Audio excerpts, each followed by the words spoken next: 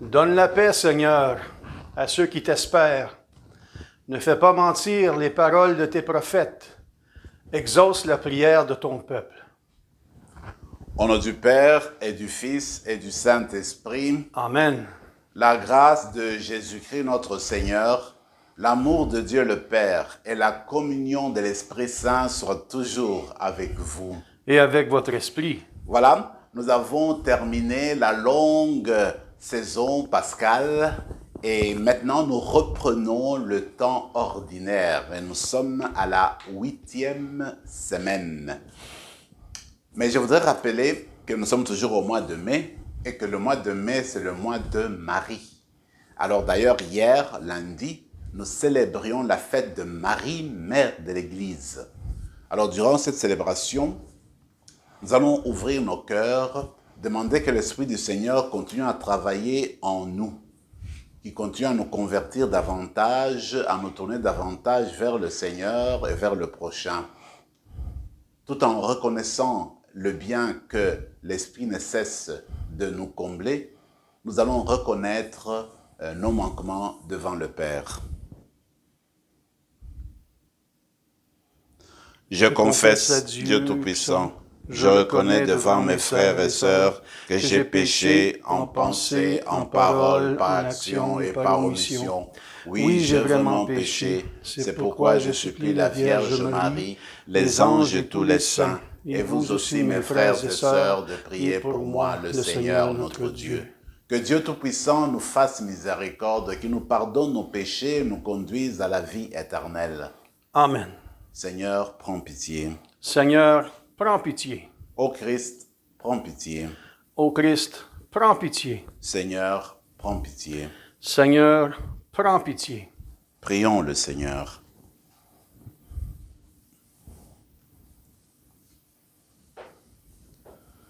Fais que les événements du monde, Seigneur, se déroulent dans la paix selon ton dessein, et que ton peuple connaisse la joie de te servir sans inquiétude. Par Jésus-Christ, ton Fils, notre Seigneur et notre Dieu, qui règne avec toi et le Saint-Esprit, maintenant et pour les siècles des siècles. Amen.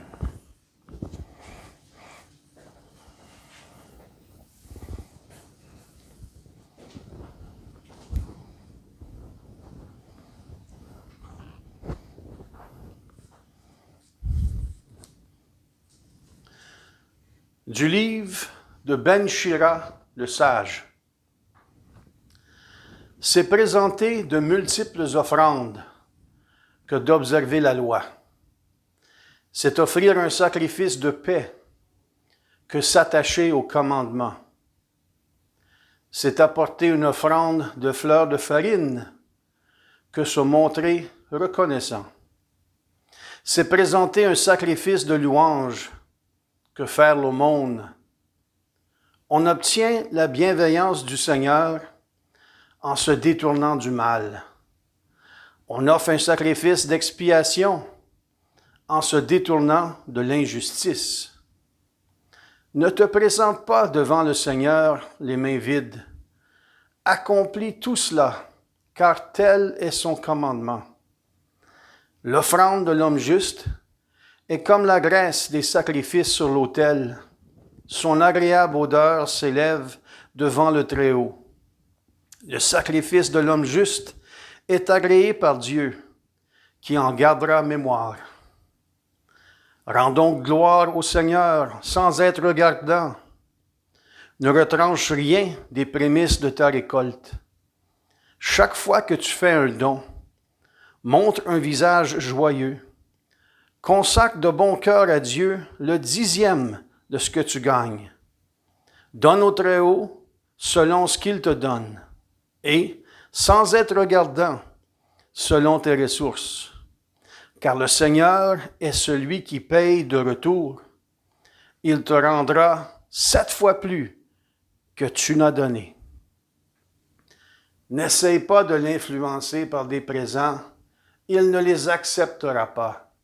Ne mets pas ta confiance dans un sacrifice injuste, car le Seigneur est un juge qui se montre impartial envers les personnes. Parole du Seigneur. Nous rendons grâce à Dieu.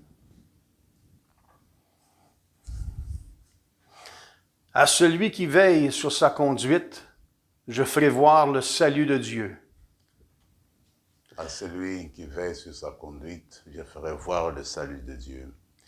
Dieu convoque les hauteurs des cieux et la terre au jugement de son peuple. Assemblez devant moi mes fidèles, eux qui scellent d'un sacrifice mon alliance. Et les cieux proclament sa justice. Oui, le juge, c'est Dieu. À celui qui veille sur sa conduite, je ferai voir le salut de Dieu. Écoute mon peuple, je parle. Israël te prend à témoin.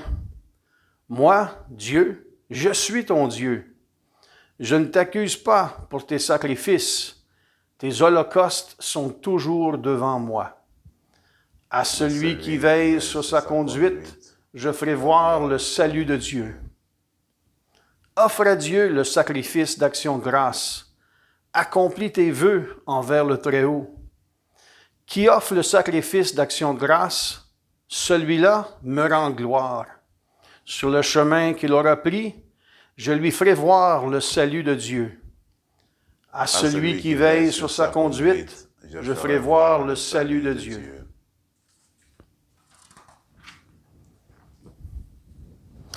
Alléluia, alléluia. Tu es béni, Père, Seigneur du ciel et de la terre. Tu as révélé aux tout-petits les mystères du royaume. Alléluia.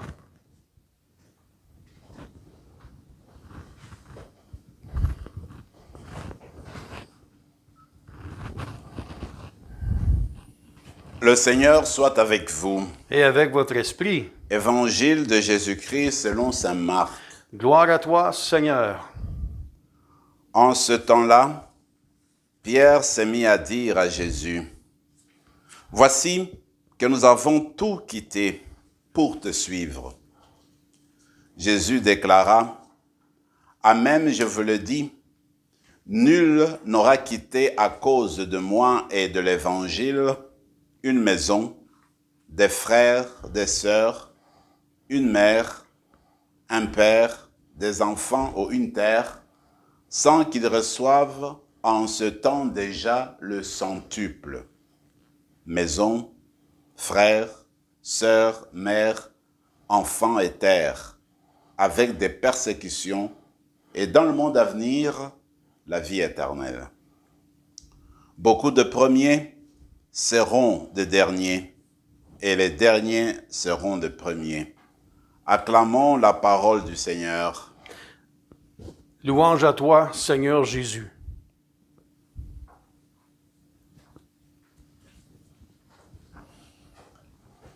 Alors nous reprenons, comme je le disais au début, le temps ordinaire, c'est-à-dire que avant le carême, nous nous sommes arrêtés à la 7e semaine du temps ordinaire. Alors nous avons parcouru tout le temps de carême, le temps pascal, et voilà que tout ce temps-là extraordinaire vient de se terminer et nous reprenons par où nous avons laissé le temps ordinaire et nous commençons la 8e semaine. Et dans cette 8e semaine, nous sommes à la lecture, la première, tirée du livre de Ben Sira le Sage.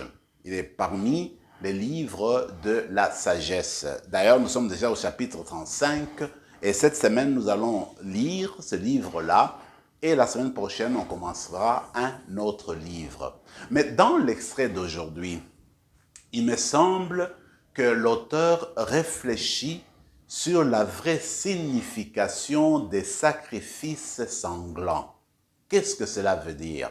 Nous savons que le temple de Jérusalem occupait une place primordiale, une place spéciale dans le culte du judaïsme, dans le culte juif.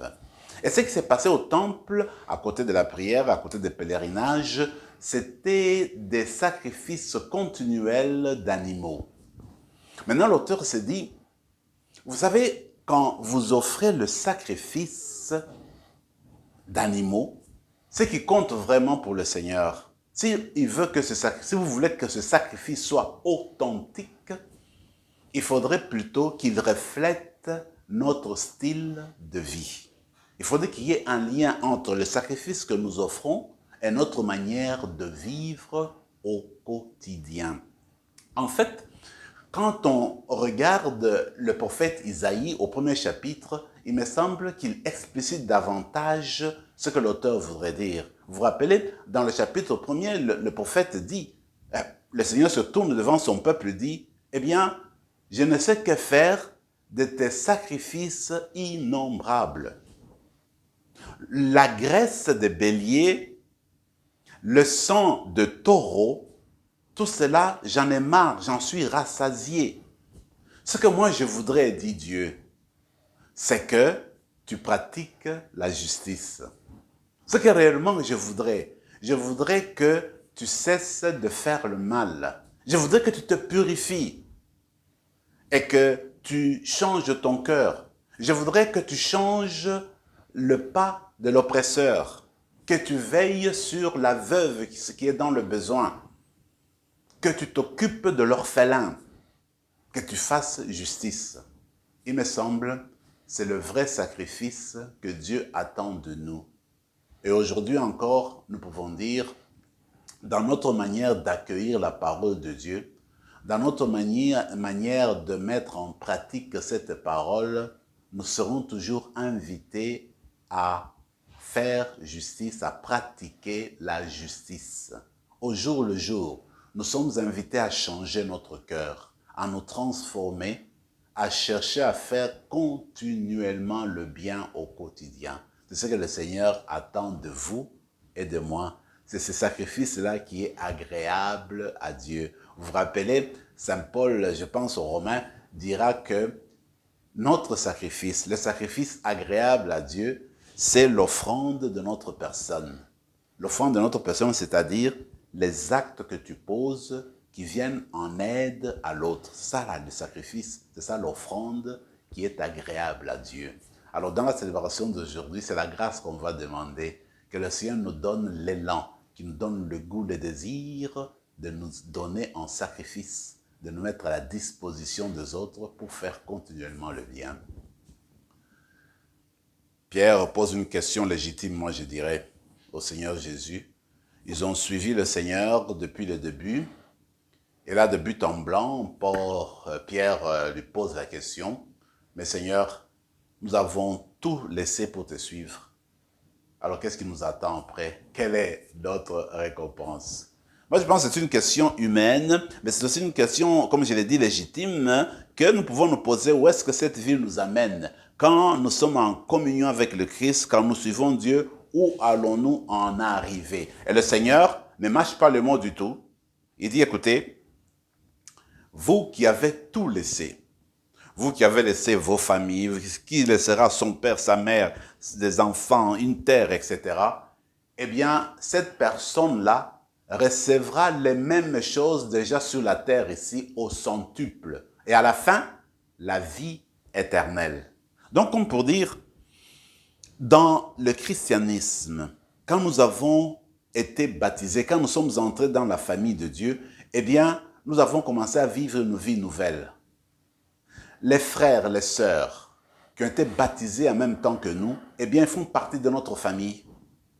Regardez comment, au 1er siècle, comment les premiers chrétiens avaient compris déjà cet accueil de la parole de Dieu. Ils vivaient la fraternité, ils étaient des frères et des sœurs, ils s'appelaient mon frère, ma sœur. Ils se sentaient unis, unifiés par le Christ. Ils avaient reçu une nouvelle famille. Alors, toutes les personnes qui croyaient au Christ faisaient partie de la grande famille. C'était plus la famille nucléaire, papa, maman et tout, mais cette famille-là avait grossi. Alors, c'était devenu un centuple. C'était plusieurs personnes. Comme vous et moi aujourd'hui, nous avons des frères partout dans le monde entier parce que nous vivons de la parole de Dieu. Dieu est Père et il nous a engendrés dans cette nouvelle vie par le baptême. Nous sommes entrés dans cette grosse famille qui se répand sur toute la terre. Donc, nos frères et sœurs aujourd'hui se sont multipliés au centuple et que nous vivons aujourd'hui avec eux comme pour former une nouvelle famille. Voilà ce que veut dire en fait recevoir au centuple. C'est qu'aujourd'hui, nous sommes appelés à entrer dans cette joie, dans cette paix,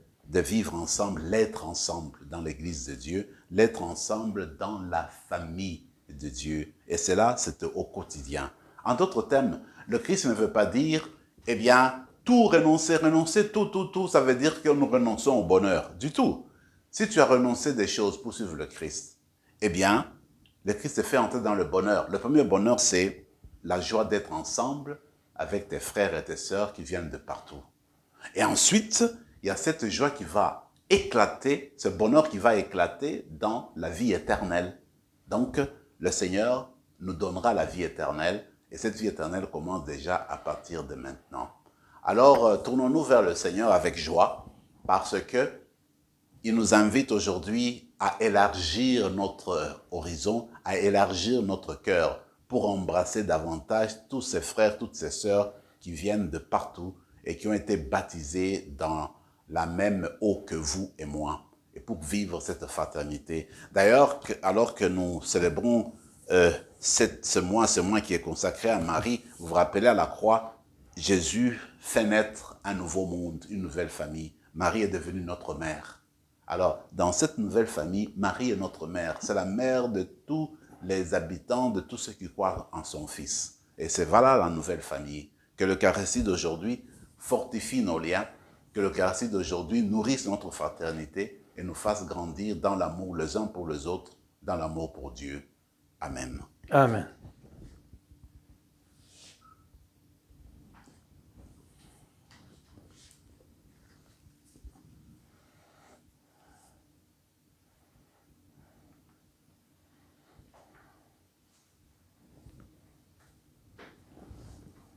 Tu es béni, Seigneur, Dieu de l'univers, toi qui nous donnes ce pain, fruit de la terre et du travail des hommes et des femmes.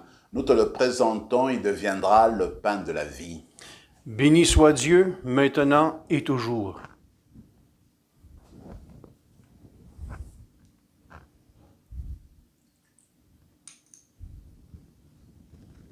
Comme cette eau se mêle au vin pour le sacrement de l'Alliance, puissions-nous être unis à la divinité de celui qui a pris notre humanité. Tu es béni, Seigneur, Dieu de l'univers, toi qui nous donnes ce vin, fruit de la vigne et du travail des hommes et des femmes. Nous te le présentons, il deviendra le vin du royaume éternel. Béni soit Dieu, maintenant et toujours. Humbles et pauvres, nous te supplions, Seigneur, accueille-nous, que notre sacrifice en ce jour trouve grâce devant toi. Lave-nous de nos fautes, Seigneur, purifie-nous de nos péchés. Prions ensemble, mes frères et mes sœurs, au moment d'offrir le sacrifice de toute l'Église. Pour la gloire de Dieu et le salut du monde. C'est toi qui nous donnes, Seigneur, ce que nous t'offrons. Pourtant, tu vois dans notre offrande un geste d'amour. Aussi, te prions-nous avec confiance, puisque tes propres dons sont notre seule valeur, qu'ils fructifient pour nous en bonheur éternel. Par Jésus le Christ notre Seigneur. Amen. Le Seigneur soit avec vous. Et avec votre esprit. Élevons notre cœur. Nous le tournons vers le Seigneur. Rendons grâce au Seigneur notre Dieu. Cela est juste et bon. Vraiment, il est juste et bon de te rendre gloire, de t'offrir notre action de grâce toujours et en tout lieu, à toi, Père très saint, Dieu éternel et tout-puissant par le Christ notre Seigneur. En lui, tu as voulu que tout soit rassemblé, et tu nous as fait partager la vie qu'il possède en plénitude. Lui qui est vraiment Dieu, il s'est anéanti pour donner au monde la paix par le sang de sa croix. Élevé au-dessus de toute créature, il est maintenant le salut pour tous ceux et celles qui écoutent sa parole. C'est pourquoi, avec les anges et les archanges, avec la puissance d'en haut et tous les esprits bienheureux, nous chantons l'hymne de ta gloire et sans fin, nous proclamons. Saint, Saint, Saint, le Seigneur, Dieu de l'univers, le ciel et la terre sont remplis de ta gloire. Hosanna au plus haut des cieux. Béni soit celui qui vient au nom du Seigneur. Hosanna au plus haut des cieux. Toi qui es vraiment saint, toi qui es la source de toute sainteté, Seigneur, nous te prions, sanctifie ces offrandes en répandant sur elles ton esprit, qu'elles deviennent pour nous le corps, et le sang de Jésus le Christ notre Seigneur. Au moment d'être livré, d'entrer librement dans sa passion, il prit le pain. Il rendit grâce, il le rompit et le donna à ses disciples en disant, « Prenez et mangez-en tous, ceci est mon corps livré pour vous. »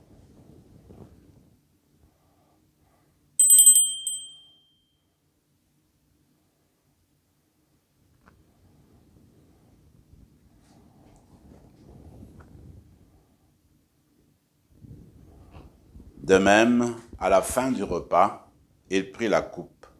De nouveau, il rendit grâce et la donna à ses disciples en disant, « Prenez et buvez-en tous, car ceci est la coupe de mon sang, le sang de l'alliance nouvelle et éternelle, qui sera versé pour vous et pour la multitude en rémission des péchés. Vous ferez cela en mémoire de moi. »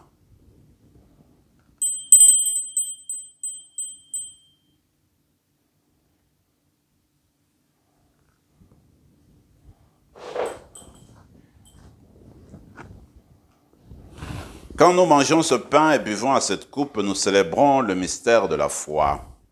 Nous rappelons ta mort, Seigneur ressuscité, et nous attendons que tu viennes.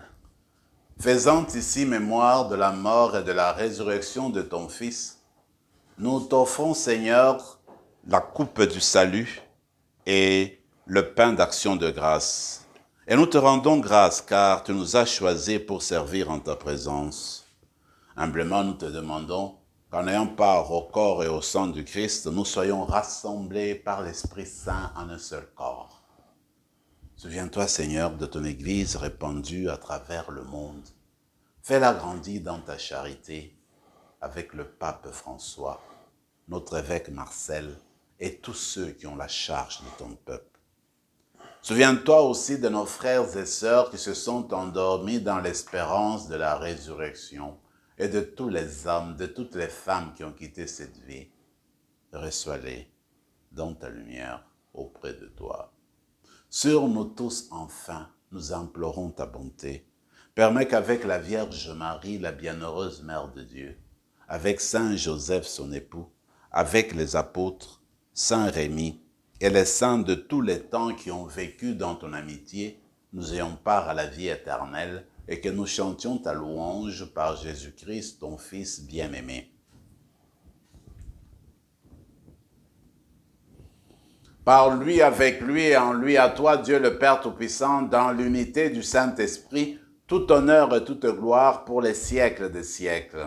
Amen.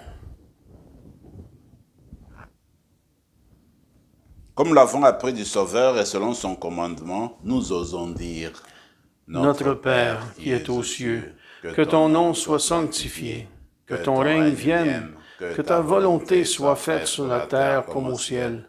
Donne-nous aujourd'hui notre pain de ce jour. Pardonne-nous nos offenses, comme nous pardonnons aussi à ceux qui nous ont offensés. Et ne nous laisse pas entrer en tentation, mais délivre-nous du mal. Délivre-nous de tout mal, Seigneur, et donne la paix à notre temps. Par ta miséricorde, libère-nous du péché, rassure-nous devant les épreuves en cette vie, où nous espérons le bonheur que tu promets, et l'avènement de Jésus-Christ, notre Sauveur. Car c'est à toi qu'appartiennent le règne, la puissance et la gloire pour les siècles des siècles. Seigneur Jésus-Christ, tu as dit à tes apôtres, je vous laisse la paix, je vous donne ma paix. Ne regarde pas nos péchés, mais la foi de ton Église, pour que ta volonté s'accomplisse, donne-lui toujours cette paix et conduis-la vers l'unité parfaite, toi qui règnes pour les siècles des siècles. Amen. Que la paix du Seigneur soit toujours avec vous. Et avec votre esprit, Agneau de Dieu, qui enlève le péché du monde, prends pitié de nous. Agneau de Dieu, qui enlève le péché du monde, prends pitié de nous. Agneau de Dieu, qui enlève le péché du monde, donne-nous la paix. Seigneur Jésus-Christ, que cette communion à ton corps et à ton sang n'entraîne pour nous ni jugement ni condamnation, mais qu'elle soutienne notre esprit et notre corps et nous donne la guérison.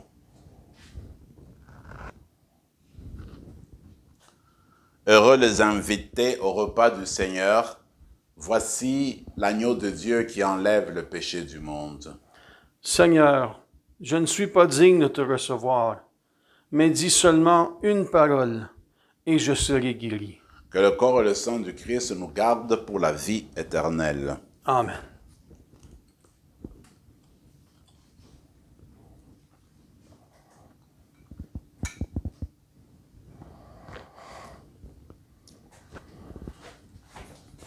Corps de Christ. Amen.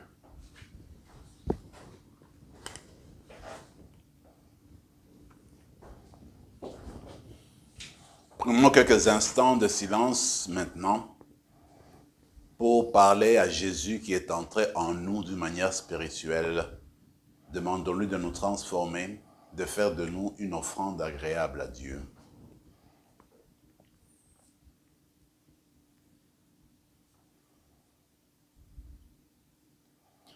La coupe de bénédiction pour laquelle nous rendons grâce nous fait communier au sang du Christ. Et le pain que nous rompons nous fait communier au corps du Christ.